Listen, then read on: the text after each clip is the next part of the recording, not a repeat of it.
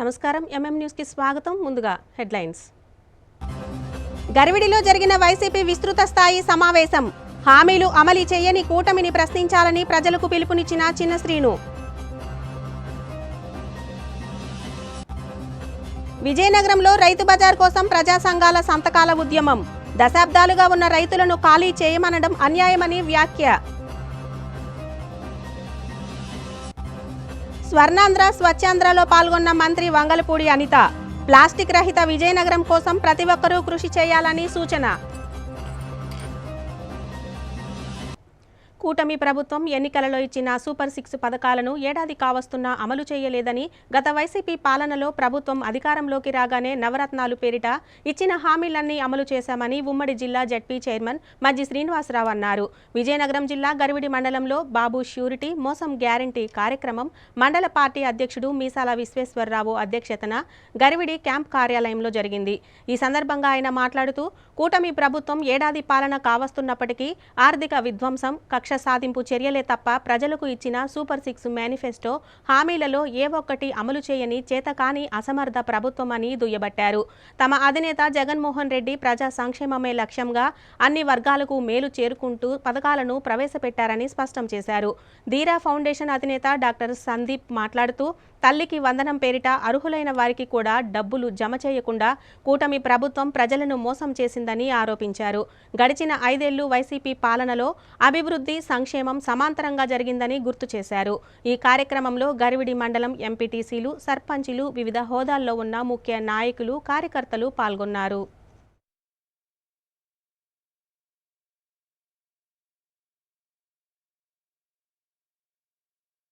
District లో అయ్యాక తర్వాత ఇప్పుడు మనం మన నియోజకవర్గంలో కూడా చేసుకున్నాం. ఇప్పుడు ప్రతి మండలంలో చేయాలని చెప్పి నాన్నగారు అలాగే చెప్పి మామగారు చెప్పారు. ఈ కార్యక్రమం ఎందుకు ఇంత ఇంపార్టెంట్, ఇప్పుడే ఎందుకు చేయాలి, తర్వాత ఎందుకు చేయకూడదు, ఎందుకు ఇది ఈ కార్యక్రమం ఏంటి ఏం చెప్పారు సూపర్ 6 అని ఒక 6 చెప్పారు, అలాగే సూపర్ 7 అని చెప్పారు. చెప్పింది చేశారా లేదా చేయలేదు కాబట్టి కార్యక్రమం చేస్తాం అనేది చేస్తాం అది అంతే కదా. సో అలా తీసుకుంటే ఇప్పుడు ప్రతి సెక్షన్ తీసుకోండి. ఇప్పుడు యువత ఏమి చెప్పారు, నిరుద్యోగులు తెస్తారన్నారు, ఇచ్చారా? ఇవ్వలేదు. ఇప్పుడు గ్యాస్ సిలిండర్ ఉన్నారు, మహిళలు ఉన్నారు, చెప్పండి ఇచ్చారా? ఇవ్వలేదు. అలాగే ఇప్పుడు స్కూల్కి వెళ్ళిన పిల్లలు ఉన్నారు, మొన్నే 1 సంవత్సరం తర్వాత 15 ఒక రీల్ అలాగే ఏమంటారు ఇన్స్టాగ్రామ్ అలాగే ఎంతనే ఉన్నది. కార్యక్రమం చేశారా? ఇప్పుడే మొదలు పెట్టారు అది. అలాగే తీసుకుంటే రైతులు 20,000 ఇస్తారని చెప్పారు, ఇచ్చారా? వాళ్ళు చేస్తుంటే మనం చేసే కార్యక్రమే కాదు ఇది. వాళ్ళు చేయలేదు కాబట్టి మనం ఈ కార్యక్రమం చేస్తున్నాం. అదే కాకుండా ప్రతి గ్రామాలకి వెళ్ళి, ప్రతి ఇంటింటికి వెళ్ళి మనం ఏం చెప్తాం, జగన్మోహన్ రెడ్డి గారు ఉన్నప్పుడు నవరత్నాలు వచ్చాయి మీకు, ఇప్పుడు గ్యారంటీగా ఇస్తామని చెప్పారు. బాండ్లు కూడా ఉన్నాయి, ఒక QR కోడ్ ఉంటుంది, స్కాన్ చేస్తే మీ అందరికి చెప్తారు. కార్యక్రమం గురించి ఆల్రెడీ పెద్దలు కూడా చెప్పారు. కాబట్టి ఈ రోజున ప్రతి సెక్షన్స్ ఆఫ్ అంటే ఎలాగంటే ఒక రైతు కానీ, ఒక పిల్లలు కానీ, ఒక పెద్దోళ్ళు కానీ, అలాగే తీసుకుంటే యువత కానీ ఎవరు హ్యాపీగా లేరు. అలాంటి ప్రభుత్వమా కోరుకునేది లేదు. ఇలాంటి చైతన్య పరిచయాన్ని చెప్పండి. మనం ఏదో మోసపూరితం చేశారు కాబట్టి చేస్తున్నాం కానీ లేకపోతే ఎందుకు ఇవన్నీ అలాంటి లైన్ తీసుకోండి మీరు. అలాగే కార్యకర్తలు ఇందాక వాలంటీర్ సిస్టమ్ ఉండేది ముందు మనం ఉన్నప్పుడు, ఇప్పుడుందా ఉంచుతారన్నారు, అది తీస్తారు. ముందు వచ్చి పసుపు కుంకుమ అన్నారు, ఇప్పుడే కాదు ముందు ఇచ్చారా? లేదు. మోసం అనేది ఆల్రెడీ ఉంటూనే ఉంటుంది అక్కడ. ఇలాంటివన్నీ చెప్తుండండి. ఎందుకంటే మనం అందరం ప్రతిపక్షంలో ఉన్నా మనం ప్రజల పక్షాన్ని ఉండాలి. ప్రజల పక్షాన్ని నిలబడే వాళ్ళైతే ప్రతి కార్యకర్త ఎవరైతే ఉన్నారో ఇప్పుడు సమయం వచ్చింది, ఒక వాలంటీర్ల ప్రతి గడపకి వెళ్ళి తెలిపే సమయం ఇది. తప్పకుండా ఈ కార్యక్రమాన్ని మీరు అందరూ విజయవంతం చేయాలని కోరుకుంటున్నాం. ఇదే కాదు, మన ప్రతిపక్షంలో ఉన్నా మీకు అండగా ఇక్కడ ఉన్న పెద్దలందరూ ఉన్నారు, అలాగే నేను కూడా మీకు తోడుగా ఉంటానని సభాముఖంగా తెలుపుతున్నాను. 2024 ఎన్నికల్లో మరి కూటమి ప్రభుత్వం ఒక క్యాప్షన్ చెల్లింది, బాబు షూరిటీ భవిష్యత్ గ్యారంటీ అని. అలాగే 2019 ఎన్నికల్లో మనం వెళ్ళాం, అన్న వస్తాడు, నవరత్నాలు తెస్తాడు అని చెప్పి. నవరత్నాలన్నీ కూడా మనం ఆనాడు పూర్తి స్థాయిలో అన్ని అమలుపరిచాం. ఎన్ని ఇబ్బందులు వచ్చినా చేసాం. అవి కాకుండా కూడా అనేక సంక్షేమ పథకాలు చేసాం. సరే, అభివృద్ధి కార్యక్రమాలు అలాగే చేసుకుంటూ పోయాం. వాళ్ళు వచ్చే ఎన్నికల్లో ఏం చెప్పారు? బాబు షూరిటీ, భవిష్యత్ గ్యారెంటీ. సరే, నాకు నా ముందు చెప్పారు చాలా మందిని, అన్నింటిలో ఫోన్, ఎందుకంటే చాలా సమయం అయింది. ఏదో మోసం చేశారు, ఆలోచన చేశారు, ఇస్తామంటే ఆశ, ఏదో పెడతామంటే ఆశ, ఇలాగా ప్రజల ఆశలో పడ్డారు, ప్రజల ఆశపడి మోసపోయారు. అయితే ఇప్పుడు మన తక్షణ కర్తవ్యం ఏంటి? సంవత్సర కాలం అయిపోయింది, అధికారం వచ్చి 13 నెలలు అయిపోయింది. రెండో ఏదైనా ఒక స్కీమ్ పెడితే 5 సంవత్సరాలు ఆ పథకం తాలూకా దాని తాలూకా వ్యాలిడిటీ పీరియడ్. మరి ఒక సంవత్సరం అయిపోయింది ఎన్నికలు. జనవరి నెలలో 2024 జనవరిలో, జూన్లో ఈ కొత్త ప్రభుత్వం ఏర్పడింది. ఇప్పటికే జూలైలోకి వచ్చాం. ఇప్పుడు వచ్చి అది చేసిన కార్యక్రమాలు ఏంటంటే రెండు పథకాలు. ఆ 2 పథకాలు కూడా పూర్తిగా అసంపూర్తిగా. ఒకటి పెన్షన్లు. 4,000 రూపాయలు పెన్షన్ ఇస్తామని చెప్పారు. 4,000 రూపాయలు పెన్షన్ ఇచ్చారు. 4,000 రూపాయల పెన్షన్ మనం గతంలో ఏం చేసేవాళ్ళంటే, పెన్షన్స్ అంటే 6 నెలలకు ఒకసారి ఎవరైనా చనిపోయిన వాళ్ళు కానీ, లేదా కొత్తగా ఏమైనా మెడికల్ పెన్షన్స్ వచ్చినా, లేదా డిజాబిలిటీస్ వచ్చినా, ఓఎంపీలు వచ్చినా మనం జూన్లోని జనవరిలో చేసేవారు. జనవరిలో నుంచి పెన్షన్స్ అన్ని కూడా పాత ఆ రోజుకున్న ఎన్ని పెండింగ్ ఉన్నాయో జనవరిలో చేసేవారు. మళ్ళీ జనవరి నుంచి జూన్ వరకు ఎన్నైతే పెండింగ్ వస్తాయో అన్ని సచివాలయంలో ఎప్పటికప్పుడు అప్డేట్ చేసేసి మళ్ళీ జూన్లో ఇచ్చేవారు. ఈ ప్రభుత్వం చేంజ్ చేసింది, పెన్షన్ ఇచ్చారు, ఎక్కడ కూడా కొత్త పెన్షన్ ఇవ్వలేదు. అనేక మీటింగ్లో చెప్పాను. ఓఏపీ ఓల్డేజ్ పెన్షన్స్ కానీ లేదు, వితంతు పెన్షన్లు ఏదైతే ఉన్నాయో వితంతు పెన్షన్ కనీసం భర్త తీసుకుంటున్న పెన్షన్ ఇచ్చారు తప్ప కొత్త పెన్షన్ ఎక్కడా లేదు. ఎవరైనా 50 సంవత్సరాల్లో తన భర్త చనిపోతే తనకు విడే పెన్షన్ లేదు. మీకు అర్థం చేసుకున్నారా? మన ప్రభుత్వంలో ఎంత అయితే పెన్షన్ల కోసం మనం ఖర్చు పెట్టేవాళ్ళమో అంత డబ్బునే మనోడు అడ్జస్ట్మెంట్. ఇప్పుడేంటి, పెన్షన్ అడుగుతూ గ్రామాలకు వెళ్తే మరి నాడే చెప్పారు, ఎవరన్నా ముందు ఎవరు చెప్పారు, వస్తుంటారు 3 ఇల్లు చూసుకుని ఫోటో తీసుకుని వెళ్ళిపోతున్నారు. మనం వచ్చినప్పుడు మా ఊరు పెట్టండి గడపడండి. మనం టిఫిన్లో మధ్యాహ్నం భోజనాలు, రాత్రి భోజనాలు, ఇంటింటి తిరగడం, ఒక రోజు కాకపోతే 2 రోజులు తిరగడం, 3 రోజులు తిరగడం. ఇంటింటి ఎందుకు? పుస్తకం కూడా చెప్తుంటే మా ఇంటి ఒకసారి ఉండేది పుస్తకం ఎట్లే అని కదా. ఈ తీసుకున్నవి మళ్ళీ ఒకసారి చెప్పడం, ఆ చెప్పిన అందుకున్నాం అని చెప్పడం, అందుకున్నాయని చెప్పడం, ఇంకా మిగిలిపోయి ఇంకా బాగున్నా, ఇంకోటి వీళ్ళు బాగున్నా, ఇంకేది ఇచ్చి బాగున్నా అనేవారు. ఇంకేదో మనలో ఉన్నాయి మనం వెనకాల కోపంతో బాధతో సాల్సాలు ఇచ్చి సాల్ పెట్టి ఇంకేది ఇచ్చి మాత్రం ఏదో అనేవారు. ఇంకా ఇంట్లో పెట్టి జోబులే చెప్తున్నాడు ఆనందం. ఇంకా ఈ వాళ్ళంతా మన కొన్నాళ్ళు అలాగా గడప చాలా ప్రమాణం చేశారు. ఇవాళ ఏం చేస్తుంటారు? సుపరిపాలన ఏదో ఉందోడుగా తొలడు, ఆ తొలడు సుపరిపాలన. మరి అలా వస్తున్నారు నాయకులు, ఎక్కడికి వెళ్తుంటారో ఏమి వెళ్తుంటారో సరే పక్కన పెట్టు, దాని సంగతి తర్వాత చూద్దాం. ఇప్పుడు మనకు అప్పచెప్పిన బాధ్యత ఏంటి? ఈ కారణం ఏంటి? వాళ్ళకి సమాజం ముఖ్య ఉద్దేశం ఏంటి? ఎందుకు ఎంతమంది ప్రతి గ్రామ పంచాయతీ నుంచి రమ్మన్నాం, ప్రతి పంచాయతీ అదే విజయనగరం రమ్మంటే విజయనగరం వెళ్ళాం, గరుడు రమ్మంటే గరుడు వెళ్ళాం, మళ్ళీ ఇప్పుడు గొర్రెలు వచ్చి రమ్మంటే గొర్రెలు వస్తున్నాం అని. అంటే ఒక సంవత్సర కాలం కార్యక్రమాలు అయ్యాయి కాబట్టి, సరే ఒక సంవత్సర కాలం కార్యక్రమాలు అయ్యాయి కాబట్టి ఒక ప్రభుత్వం ఒక మంచి పని చేస్తే ఆ ప్రభుత్వం ఇచ్చిన హామీ తీసుకెళ్ళాడు అన్నారు. 3 సంవత్సరాలు తెలుగుదేశం రావాలి, ఎందుకు వస్తే తెలుగుదేశం 3 సంవత్సరాలు నవరత్నాలు చెప్పాం, చెప్పి నవరత్నాలని తీసుకెళ్ళి ఇచ్చాం, 5,000 గర్లు ఇల్లు ఇచ్చాం, 5,000 పెన్షన్లు ఇచ్చాం, కార్యక్రమాలన్నీ చేసాం. ఇంకా ఎవరైనా ఒకటారా మిగిలిపోతే వాళ్ళకి కూడా ఇస్తూ ఆ కార్యక్రమాలను చేసుకుంటూ పోతాం. అలాగే ప్రజల దగ్గరికి వెళ్తే కొన్ని గ్రామం ఏంటంటే పోనీ ఆయనకి ఇవ్వలేదు అనడానికి మరి మన టైంలో మనమే ముందు చెప్పలేనే ముందు చెప్పకుండా అందరికి ఇచ్చేయాలి, ఎవరికి ఆపకండి అని చెప్పారు. మరి ఎవరికైనా బాధాబాధ ఉన్నా, ఎవరికైనా కష్టం సోపు ఉన్నా మరి అందరికి ఇచ్చారు. ఎందుకంటే నాయకుడు ఆదేశాలు. మనం ఎన్నికల వరకు రాజకీయాలు, ఎన్నికల తర్వాత రాజకీయాలు ఉండకూడదని జగన్మోహన్ రెడ్డికి చెప్పారు, చంద్రబాబు గారు చెప్పారు. మనం ఆ కార్యక్రమాన్ని ఉద్దేశించుకొని మనం అందరికి అన్ని ఇచ్చాం. ఇవాళ ఏం జరుగుతుంది? సంవత్సరం అయిపోయింది, ఏంట్రా చేశారంటే అర్జెంట్ సచివాలయ లిస్ట్ వేశారు. ఇవాళ పేపర్ రోజు 3 రోజులు వస్తుంది. ఎక్కడ తీసుకొచ్చి అక్కడ తీసుకొచ్చి ఎక్కడ కాగితాలు, ఆ కాగితాలు వెనకాల ఏది జరిగిందో మతలం జరిగిందో నాకన్నా మీ గ్రామాలు ఉన్నా గాలే పాపం. ఎందుకంటే సచివాలయ ఉద్యోగస్తులు అందరూ ఆ చిన్న ఒక ఉద్యోగస్తులు ట్రాన్స్ఫర్. ఏంట్రా జరుగుతున్న కార్యక్రమాలు అంటే ఇది. ఇవాళ ఎక్కడైనా యూరియా వస్తే కనపడలేదు, గోవరం ఉంది, అవునా కదా? ఇక కరెంట్ సంగతి మరి చెప్పక్కర్లేదు, ఎప్పుడు వస్తుందో, ఎప్పుడు పోతుందో, ఎప్పుడు పోతుందో. ఇక ట్రాన్స్ఫర్లు కాలిపోతే ట్రాన్స్ఫర్లు వేసే పరిస్థితి లేదు, అసలు పరిస్థితి నాదుడు లేడు, అడిగే పరిస్థితి లేదు, ఎవరికి చెప్పాలో ప్రజలకు ఇబ్బంది పరిస్థితి. ప్రజలకు ఎవరికైనా కొన్ని ఎవరైనా గ్రామాల్లో కొన్ని తెలుగుదేశం పార్టీ నాయకులు ఎవరైనా అందుబాటులో ఉన్నారంటే వాళ్ళు ఎంతసేపు ఏంటి మాకు నీకు అందలేదు అన్నట్టు ఉన్నారు వాళ్ళు గొప్ప ఒత్తిడి ఉన్నారు, తీవ్ర ఒత్తిడి ఉన్నారు వాళ్ళు. రోజు కేరళ తిప్పుకుంటే సంవత్సరం గడిచిపోయింది, కనబడలేదు అతను చూస్తే వాళ్ళు అక్కడ ఉంటాడు, అక్కడికి తిప్పుకోవడం ఉంటాడు, ఎవరు కావాలి తెలియదు, ఏడు కావాలి తెలియదు, ఇలా ఎంతసేపు ట్రాన్స్ఫర్లు వస్తే మాత్రం పుస్తకాలు పెట్టి రాసుకుంటారు, పేపర్లు పెట్టి రాయిస్తారు, దేని ట్రాన్స్ఫర్ చేస్తుంటారో, ఎందుకు ట్రాన్స్ఫర్ చేస్తుంటారో, ఏంటో వాళ్ళ ఏంటో ఉపయోగం, ఏ ట్రాన్స్ఫర్ వచ్చిందో ఏం అర్థం. అంటే ఇవన్నీ మన గతంలో చేయలే. ఎందుకు మనం ఇవాళ చెప్తున్నాం అంటే ఇవన్నీ కూడా వాళ్ళు చేస్తున్న కార్యక్రమాలని ప్రజల దగ్గరికి వెళ్ళాల్సిన అవసరం ఉంది. క్లియర్గా ఉంది. ఈ క్యూఆర్ కోడ్ లో క్లియర్గా ఉంది. ఈ క్యూఆర్ కోడ్ కొడితే ఈ క్యూఆర్ కోడ్ లో ఏమొస్తాయంటే ఎన్నికల ముందు చంద్రబాబు నాయుడు గారు చెప్పిన మాటలు మీకు జ్ఞాపకం 2014-19 కూడా మన ఇల్లు గడప వైఎస్ఆర్ పార్టీ అని చెప్పి అప్పుడు కూడా ఏమమ్మా మీ పెన్షన్ వచ్చిందా, ఏమమ్మా నీకు ఇంటికి ఒక ఉద్యోగం వచ్చిందా, ఏమమ్మా నీ బ్యాంకులో నీ బంగారం తెచ్చేస్తాను అప్పులు తెచ్చారా, అడిగి బాబా బంగారం లేదు, ఉద్యోగం లేదు, పెన్షన్ లేదు, ఇలా చెప్పుకొచ్చేవారు.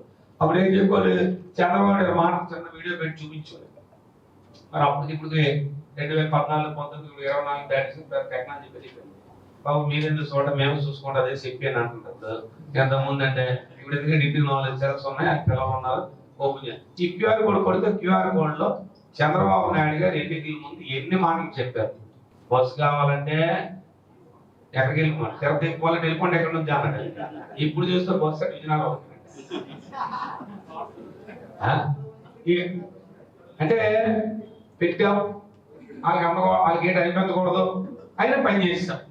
ఇలాంటి మోసం పనులు నాకు చెప్పాడు సిలిండర్లు 3 అంటే అడిగి ఏమో 3 సిలిండర్లు వచ్చాయా అడగదు. మన ప్రజలకు ధైర్యంగా ఎంతమంది అడగదా, ఎంతమంది ఇంటికి వెళ్ళి పెద్ద ఇంటికి ఎడిగేవాళ్ళు, ఏమమ్మా నీకు రైతు భరోసా వచ్చింది బాబు, నీకు అమ్మఒడి వచ్చింది, నీకు విద్యాకానికి వచ్చింది, నీకు వసతి దీవెన వచ్చింది, మీకు మీ అమ్మాయికి వచ్చి 18,700 రూపాయలు చేయొద్దు వచ్చింది. ఇలా డైరెక్ట్ మనం అడిగేవాళ్ళు. నేను ఆ పుస్తకాలు వచ్చిన మనకి ఎవరు మర్చిపోతే బాబాలు మర్చిపోయి రాయలేదంటే మన ప్రింటింగ్ అయితే అది కూడా కలిపి ఒకరికి 1 లక్షల లెక్కన వచ్చింది. ఈ సూపర్ 6 ఈ కిందగా మేఘాసం మీ ఇంట్లో ఎంతమంది ఉన్నారు, అమ్మఒడి ఇప్పుడు ఏదో దానికి తల్లి ఉన్నారు 15,000 ఇస్తా ఉన్నారు, కింద సంవత్సరం ఇచ్చారండి ఇవ్వలేదు అంటే 15,000 లేకపోతారు. ఇప్పుడు ఈ సంవత్సరం వచ్చింది బాబు ఎంత వచ్చింది 13,000. మరి అప్పుడు మనం 13,000 ఇచ్చేటన్నారు. అమ్మ 2,000 జగన్మోహన్ రెడ్డి జోబులో గెలిపాను అన్నారు. మరి ఇప్పుడు ఎవరు జోబులో గెలిపాయని చెప్పాలా ఎందుకు 2,000 ఇస్తారు. ఇప్పుడు అందరికి వచ్చాయంటే వాళ్ళు నా పేపర్లో చూశారు, సుమారు 3,000 మంది అప్లికేషన్లు వచ్చాయి. అప్లికేషన్స్ మాకు ఇంకా రాలేదని, ఇవ్వలేదని, మాకు వచ్చి ఉన్నాయి ఇంకా రాలేదని చెప్పి. మరి ఏదైతే జగన్మోహన్ రెడ్డి సచివాలయం ఆదేశాలు ఉన్నాయో ఆ ఆదేశాలు తూచా తప్పకుండా మన అందరం కూడా శిరసావిస్తూ ప్రతి కుటుంబం దగ్గరికి, ప్రతి గ్రామంలో ప్రతి కుటుంబం దగ్గరికి చంద్రబాబు నాయుడు గారి మేనిఫెస్టో గుర్తు చేస్తూ ఈ నియోజకవర్గంలో ఈ మండలంలో జరుగుతున్న పరిస్థితుల్ని మరి గ్రామ ప్రజలకి చెప్పే బాధ్యతను కూడా గ్రామంలో ఉన్న మండలంలో ఉన్న పెద్దలందరూ కూడా ముందుకెళ్తారని చెప్పి కోరుకుంటూ నాకు అవకాశం ఇచ్చిన పెద్దలందరూ కూడా పేరు ధన్యవాదాలు. కాబట్టి ఈ కార్యక్రమాన్ని మరి మండల పెద్దలు చెప్పిన విధంగా మీ అందరూ కూడా దాన్ని కూర్చో తప్పకుండా పాటిస్తారని చెప్పి కోరుకుంటూ నాకు అవకాశం ఇచ్చిన పెద్దలందరూ కూడా పేరు ధన్యవాదాలు తెలియజేసుకుంటూ సెలవు తీసుకుంటాను. విశాఖ జిల్లా ఆనందపురం మండలం గండిగుండం సమీపంలోని ఐటీ కంపెనీకి చెందిన స్టాక్ పాయింట్ గోదాంలో శుక్రవారం అర్ధరాత్రి భారీ అగ్ని ప్రమాదం చోటు చేసుకున్న నేపథ్యంలో వైసీపీ భీమిలి నియోజకవర్గం సమన్వయకర్త మజ్జి శ్రీనివాసరావు సంఘటనా స్థలాన్ని సందర్శించారు. ఈ మేరకు గోదాముల్లోని ఉత్పత్తులు మొత్తం అగ్నికి ఆహుతవగా జరిగిన నష్టాన్ని అధికారులను అడిగి తెలుసుకున్నారు. ఈ కార్యక్రమంలో ఆనందపురం ఎంపీపీ ప్రతినిధి మజ్జి వెంకటరావు, గండిగుండం సర్పంచ్ శ్రీను, ఇతర నాయకులు, కార్యకర్తలు పాల్గొన్నారు.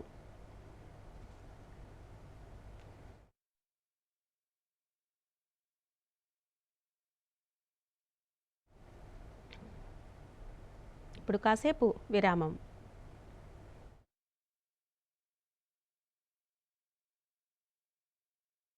ఆడవాళ్ళు మరి మన ఆడవాళ్ళకి మరింత అందం చేకూర్చేది బంగారం. బంగారం కొనడం సులభమే, కానీ నాణ్యమైన బంగారం కొనడం అంత ఈజీ కాదు. సంప్రదాయమైన కలెక్షన్స్, నాణ్యమైన ఆభరణాలు, సామాన్యుడికి కూడా అందుబాటైన ధరలు, నమ్మకమైన పేరు, అది మన ధనలక్ష్మి జ్యువెలర్స్. మా బామ్మ ఎప్పుడు చెప్పేది, ఒక్క ఒక్కసారి ధనలక్ష్మి జ్యువెలర్స్ లో బంగారం కొంటే మళ్ళీ మళ్ళీ కొంటూ ఉంటామని. ధనలక్ష్మి జ్యువెలర్స్, డాబా తోట, ఎంజీ రోడ్, విజయనగరం. సా స స స సరి గరి గమ పని సా నిరి స నిరి స నిరి స ని ద మా గరి స రి గమ అమ్మాయికి తన సొగసే ఆనందం మన మనసే దోచేనే తన అందం అందానికి ప్రతిరూపం ఆభరణం ఆభరణం అసలు రూపం Govinda jewelleries Govinda jewelleries Govinda jewelleries Govinda jewelleries సాంప్రదాయ స్వర్ణాభరణాలకు పుట్టినిల్లు మా Govinda jewelleries. Govinda jewelleries, MG road, Vizianagaram. Welcome back. తన 50 ఏళ్ల రాజకీయ ప్రస్థానంలో ఒక్క నింద కూడా పడకుండా కేవలం ప్రజల క్షేమమే అంతిమ లక్ష్యంగా అశోక్ పనిచేశారని రాష్ట్ర మంత్రి వంగలపూడి అనిత అన్నారు. విజయనగరం జిల్లా కేంద్రంలోని టీడీపీ కార్యాలయం అశోక్ బంగ్లాలో గోవా గవర్నర్గా ఎన్నికైనందుకు అశోక్ గజపతిరాజును మంత్రి మర్యాదపూర్వకంగా కలిసి అభినందించారు. ఈ సందర్భంగా ఆమె మాట్లాడుతూ రాజకీయాలలో అజాత శత్రువుగా పేరు తెచ్చుకున్న ఏకైక వ్యక్తి అశోక్ గజపతిరాజు అని, కానీ అలాంటి ఆయన్ని కూడా గత ప్రభుత్వంలో ఇబ్బందులకు గురి చేశారన్నారు. టీడీపీ పార్టీ బలోపేతానికై 4 దశాబ్దాలకు పైగా నిర్విరామ కృషి చేశారని, ఉత్తరాంధ్ర నాయకత్వాన్ని బలపరిచి ఎంతోమంది నాయకులను వారి చేతుల మీదుగా చట్టసభల్లోకి పంపించారని గుర్తు చేశారు. ఈ కార్యక్రమంలో టీడీపీ నాయకులు, కార్యకర్తలు పాల్గొన్నారు.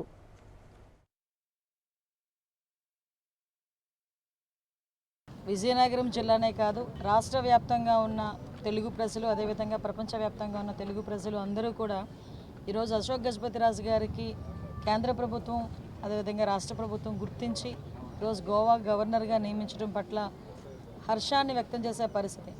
సాధారణంగా ఏదైనా నాయకుడికి ఎంతో కొంత నెగిటివిటీ అని ఉంటుంది, ఎంతో కొంత నెగిటివిటీ ఉంటుంది ఈ రాజకీయంలో మనం ఇన్ని సంవత్సరాలు పనిచేసిన తర్వాత.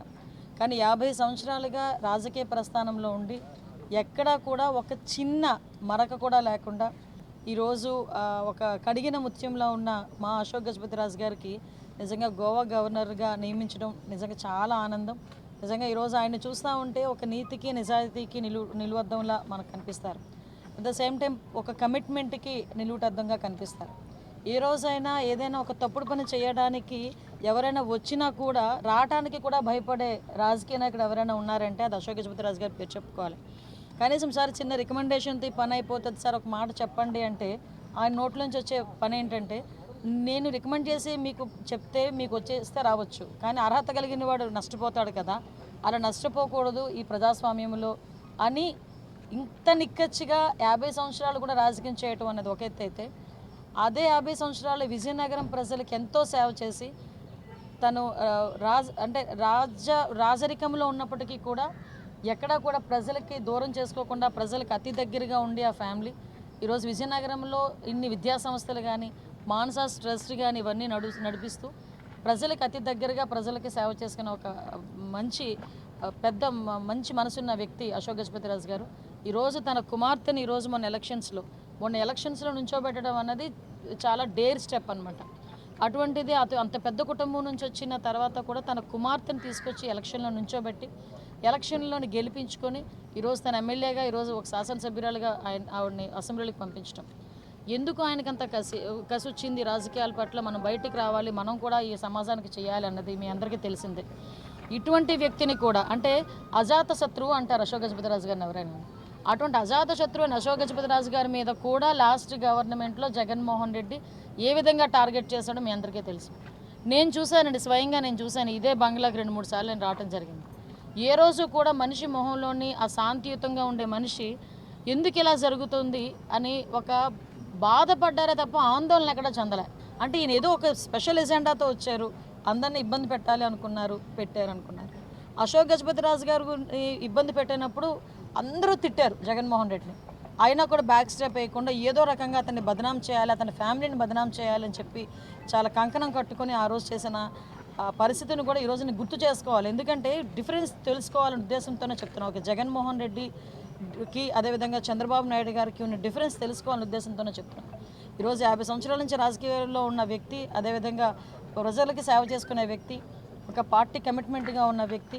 అటువంటి వ్యక్తి ఈరోజు నరేంద్ర మోడీ గారు, అది అమిత్ షా గారు వీళ్ళందరూ కూడా బ్లెస్ చేసి ఒక గోవా గవర్నర్ కింద నియమించడం ఒక ఎత్తు అయితే, అటువంటి వ్యక్తిని క్యారెక్టర్ అసోసియేషన్ చేసి వాళ్ళ కుటుంబాన్ని కూడా రోడ్డు మీదకి తీసుకొచ్చే పరిస్థితి చేసిన వాడు జగన్మోహన్ రెడ్డి.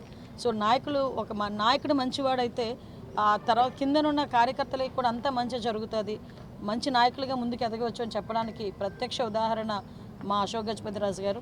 ఆయనకు ప్రత్యేకంగా మేమందరం కూడా అభినందనలు తెలియజేసుకుంటున్నాం. ఉత్తరాంధ్ర ప్రజలుగా, అదేవిధంగా విజయనగరం జిల్లా ఇన్ఛార్జ్ మినిస్టర్గా, ద సేమ్ టైం ఆ తెలుగు ప్రజలుగా, అతి ముఖ్యంగా తెలుగు ప్రజలుగా మేమందరం కూడా చాలా అభినందనలు తెలియజేసుకుంటున్నామండి. ఇది మాకు ఒక అదృష్టం కింద భావిస్తున్నాం, ఒక పూర్వజన్మ సుకృతం కింద మేము భావిస్తున్నాం. ప్రత్యేకంగా ఆయనకి ఆయురారోగ్యాల భగవంతుడి వాళ్ళని మనస్ఫూర్తిగా కోరుకుంటున్నాం. సుపరిపాలనలో తొలి అడుగు కార్యక్రమంలో భాగంగా విజయనగరం కోట జంక్షన్లో నియోజకవర్గ పరిధిలో చేపట్టిన అభివృద్ధి సంక్షేమ కార్యక్రమాల వీడియోను రాష్ట్ర మంత్రి కొండపల్లి శ్రీనివాస్, ఎమ్మెల్యే అతిథి విజయలక్ష్మి ఆవిష్కరించారు. ఈ కార్యక్రమంలో భాగంగా తొలుత పట్టణంలోని 8, 9, 24, 25, 26వ డివిజన్లలో ఎమ్మెల్యే పర్యటించి అభివృద్ధి సంక్షేమ పథకాలను వివరించారు. అనంతరం కోట వద్ద జరిగిన సభలో ముందుగా ఎన్టీఆర్ విగ్రహానికి పూలమాల వేసి నివాళులు అర్పించారు. ఈ సందర్భంగా మంత్రి శ్రీనివాస్ మాట్లాడుతూ ఎన్నికలలో కూటమి ప్రభుత్వం ఇచ్చిన హామీలను నెరవేరుస్తూ సంక్షేమ పాలన సాగిస్తున్నామని తెలిపారు. సూపర్ 6 పథకాల ద్వారా ప్రజలకు సంక్షేమాన్ని అందించి వారి అభివృద్ధికి పాటుపడుతున్నామని స్పష్టం చేశారు. రాష్ట్రంలో ఎంఎస్ఎంఈ పార్కుల ద్వారా అనేక ఉద్యోగాల కల్పన జరగబోతుందని చెప్పారు. అనంతరం ఇందుకు సంబంధించిన వీడియోను ప్రదర్శించారు. ఈ కార్యక్రమంలో నియోజకవర్గ పరిశీలకులు వీరేష్ చంద్రదేవ్, ఇతర టీడీపీ నాయకులు, కార్యకర్తలు పాల్గొన్నారు.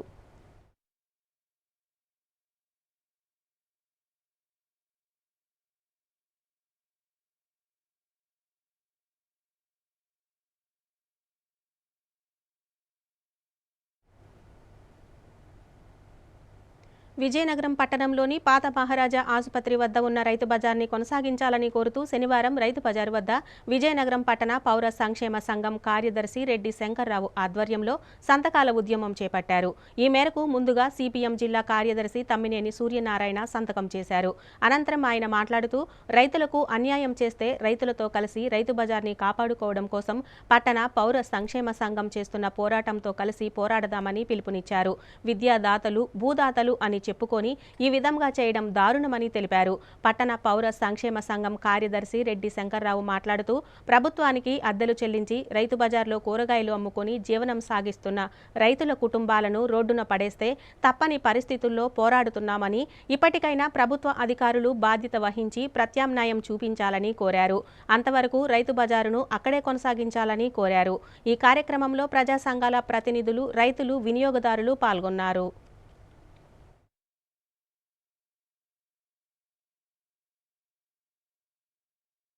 రైతు బజార్ని ఇక్కడి నుంచి తొలగించొద్దని చెప్పేసి ఈరోజు సంతకాల సేకరణ కార్యక్రమం ప్రారంభమైంది.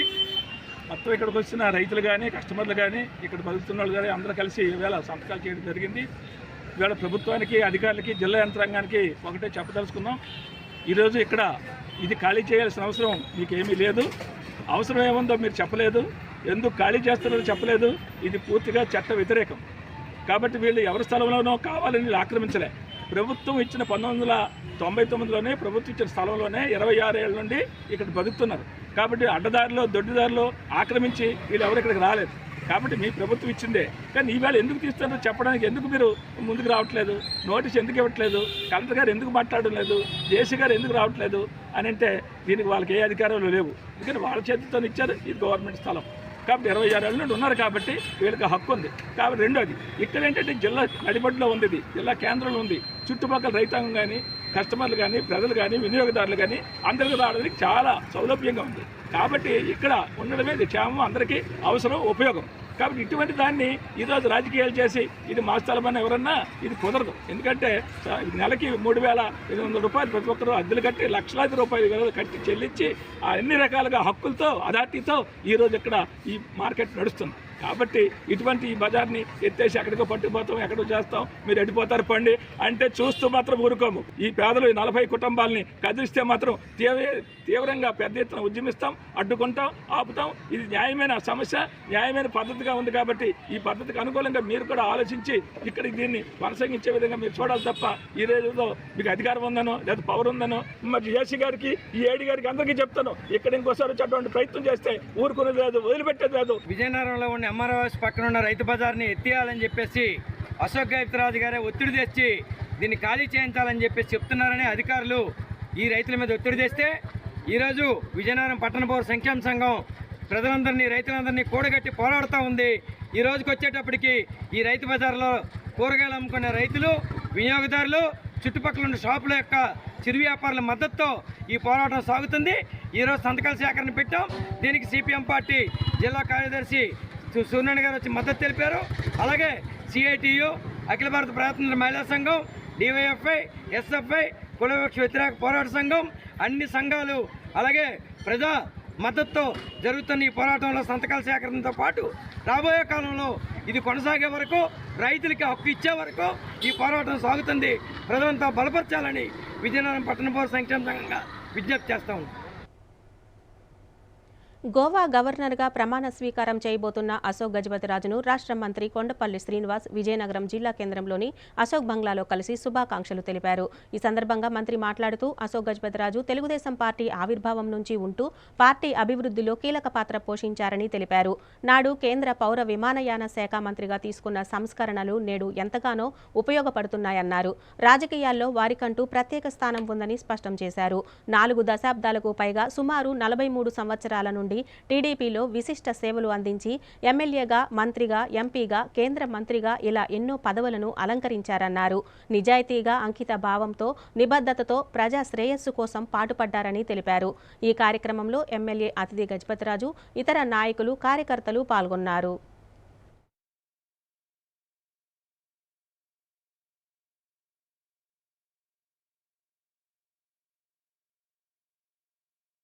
అవును, నేను రాష్ట్ర ప్రభుత్వంతో మాట్లాడాను.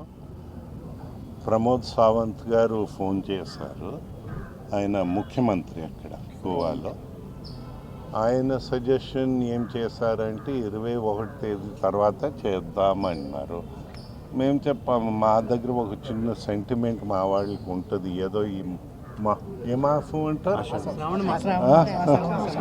మంచిది, అది 24th 25th వెళ్ళిపోతుంది. మీకు ఇబ్బంది లేకపోతే దాని తర్వాత చేయవచ్చు. I have to take their concerns also. So వారితో మాట్లాడాము. సో వారు చెప్పారు మాకేం ఇబ్బంది లేదు, ఇన్ఫ్యాక్ట్ టేక్ యువర్ టైం అన్నారు. అక్కడ ఎగ్జిస్టింగ్ గవర్నర్ గారు కూడా ఫోన్ చేశారు. మేము ఉన్నాము, మీరు ఎప్పుడు వస్తారు, మిమ్మల్ని గ్రీట్ చేసి వెళ్ళిపోదాం అనుకుంటున్నానని. థ్యాంక్ యూ వెరీ మచ్ అని. అలాగే హోమ్ మినిస్ట్రీ కూడా కాంటాక్ట్లో అమిత్ షా గారి అందైతే ఇవన్నీ భారతదేశంలో హోమ్ మినిస్ట్రీ కింద కోఆర్డినేట్ అవుతుంది కనుక ఆయన కూడా చెప్పారు టేక్ యువర్ టైం అని. ఆయన టేక్ యువర్ టైం అంటే మీరు 1 సంవత్సరం తర్వాత వెళ్ళడం కాదు, కొన్ని రోజులు ఇటు అటు ఉండాలి. ఆ రీజనబుల్ టైం అనేది దానికి. So government of Goa 26 fix చేశారు ముహూర్తం. సో 26 నుంచి నాకు రాజ్యాంగంలో ఇంకొక రోల్ వస్తుంది, టోటలీ నాన్ పొలిటికల్ రోల్. కానీ నాన్ థింకింగ్ అనుకో, ఆలోచించడంకి పొలిటికల్ రోల్కి ఇది ఉంది. మనము ఎవరికి ఫేవర్ చేయకూడదు, బ్యాలెన్స్డ్గా వెళ్ళాలి. ఆ నమ్మకం మా ప్రధానమంత్రి గారికి ఉంది, మా ముఖ్యమంత్రిగా ఉంది. అందుకోసం వారిద్దరూ సజెస్ట్ చేశారు పేరు సజెస్ట్ చేయడం. అది మా అదృష్టం అని. జనరల్గా భారతీయుల్లో 140 crores మనం అందరూ, మా పేరు అక్కడ రావడమే మా అదృష్టమని నేను భావిస్తూ ఉన్నాను. మాకు గౌరవం ఇచ్చినట్లా ఉంటుంది, మా ప్రాంతానికి గౌరవం ఇచ్చినట్లా ఉంటుంది, మా కుటుంబానికి కూడా గౌరవం ఇచ్చినట్లా ఉంటుందని మా కృతజ్ఞతలు.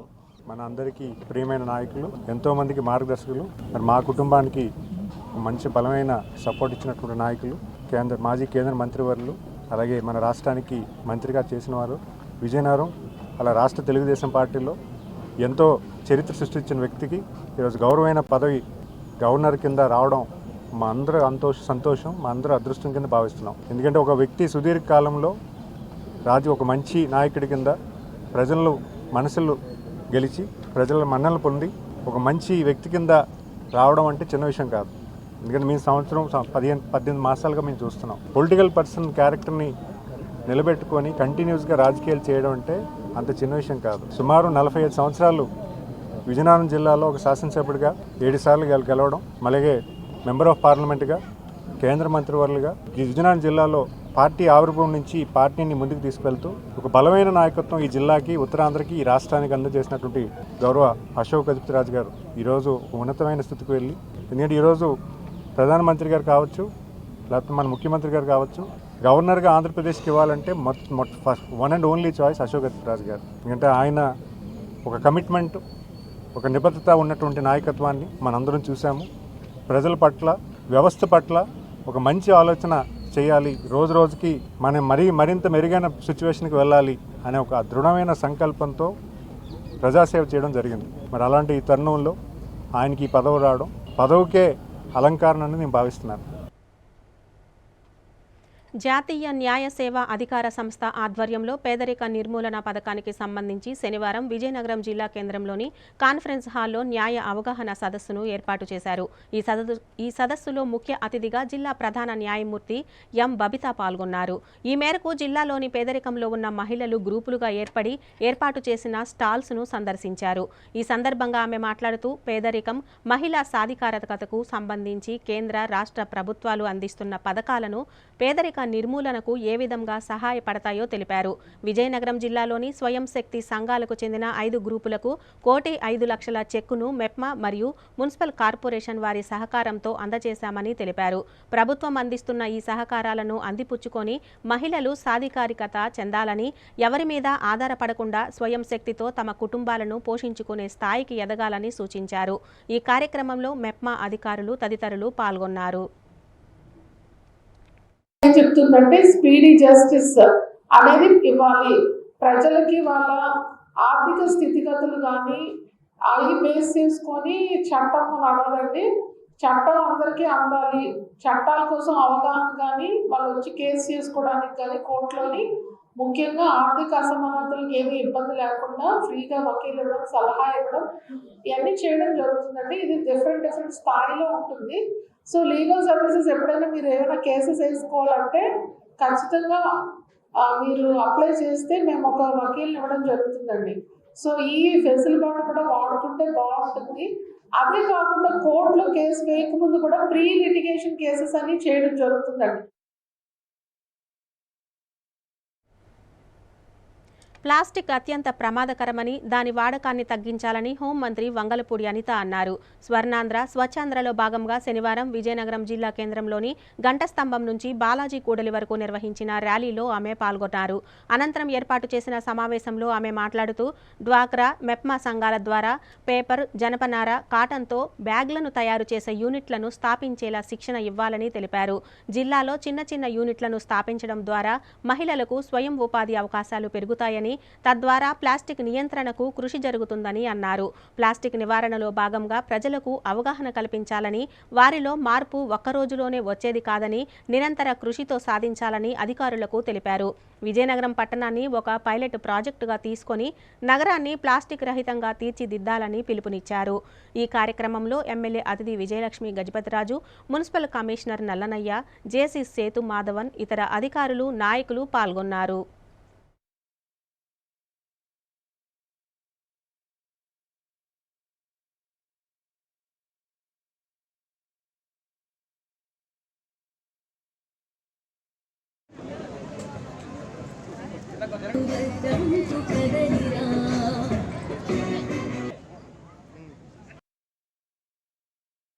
ఇంతకుముందు గవర్నమెంట్లో చెత్త మీద పన్నేసిన రాజకీయ నాయకులను చూశారు. చెత్త అంటే చెత్త మీద కూడా పన్నేసి డబ్బులు తీసుకునే రాజకీయ నాయకులను చూశారు. కానీ గౌరవ ముఖ్యమంత్రి గారి ఆలోచన ఎలా ఉంటుందంటే చెత్త నుంచి సంపద క్రియేట్ చేయాలని ఆలోచన కలిగిన ముఖ్యమంత్రిని ఎన్నుకోవడం అన్నది నిజంగా మన అదృష్టం. ఈరోజు ప్రత్యేకంగా దాని మీద దృష్టి పెట్టారు కాబట్టి ముఖ్యమంత్రి హోదాలో ఉండి కూడా ప్రతి 3వ శనివారం కూడా ఏదో ఒక కాన్స్టిట్యున్సీకి వెళ్ళి ఈ స్వచ్ఛత మీద, స్వచ్ఛ భారత్ మీద, స్వచ్ఛ ఆంధ్రప్రదేశ్ మీద ప్రత్యేకంగా దృష్టి పెట్టి ఆయన పాల్గొనడం. అది స్వచ్ఛాంధ్ర కార్పొరేషన్ కూడా ఏర్పాటు చేసి దానికి పటాభి గారిని చైర్మన్ కింద కూడా ఈరోజు ఏర్పాటు చేయటం, వాళ్ళు కూడా చాలా ఎఫెక్టివ్గా పనిచేయటం. మీరు చాలా ఈజీగా తీసేసుకుంటాం చెత్త అన్నది. మన తడి చెత్త, పొడి చెత్త వేరు చేసి పంపించడానికి నిజంగా చెప్పాలంటే గవర్నమెంట్లు యజ్ఞాలే చేసినాయి. అది అలవాటు చేయడానికి కనీసం ఈ రోజుకి అలవాటు అయింది. ఆ 2 డస్ట్బిన్లు మళ్ళీ అదంతా తీసుకెళ్ళి ప్రాసెసింగ్ యూనిట్లో మళ్ళీ తీసుకెళ్ళి దాన్ని కొన్ని చోట్లయితే రూరల్ ఏరియాలో అయితే ఎరువులు తయారు చేసే విధంగా, దాన్ని కంపోస్ట్ ఎరువులు తయారు చేసే విధంగా దాన్ని కన్వర్ట్ చేయటం, ఇవన్నీ గవర్నమెంట్ చేస్తున్నారు. దయచేసి మనం చెప్పేది మీ అందరూ మాకు సహకరించాల్సింది ఏంటంటే కమిషనర్ వాళ్ళు, మున్సిపాలిటీ వాళ్ళు చెప్పిన ఆ తడి చెత్త, పొడి చెత్త వేరేగా చేయటం కానీ, ప్లాస్టిక్ వాడకాన్ని తగ్గించి కొంచెం మీరు ప్రత్యామ్నాయాలు చూసుకోవటం కానీ, ఇవన్నీ కూడా ప్రజలుగా మీరు కూడా మాకు సహకరించాల్సిన అవసరం ఉంది. వార్తలు ముగించే ముందు హెడ్లైన్స్ మరోసారి చూద్దాం. గరివిడిలో జరిగిన వైసీపీ విస్తృత స్థాయి సమావేశం. హామీలు అమలు చేయని కూటమిని ప్రశ్నించాలని ప్రజలకు పిలుపునిచ్చిన చిన్నశ్రీను. విజయనగరంలో రైతు బజార్ కోసం ప్రజా సంఘాల సంతకాల ఉద్యమం. దశాబ్దాలుగా ఉన్న రైతులను ఖాళీ చేయమనడం అన్యాయమని వ్యాఖ్య. స్వర్ణాంధ్ర, స్వచ్ఛాంధ్రలో పాల్గొన్న మంత్రి వంగలపూడి అనిత. ప్లాస్టిక్ రహిత విజయనగరం కోసం ప్రతి ఒక్కరూ కృషి చేయాలని సూచన. ఎంఎం న్యూస్ సమాప్తం. నమస్కారం.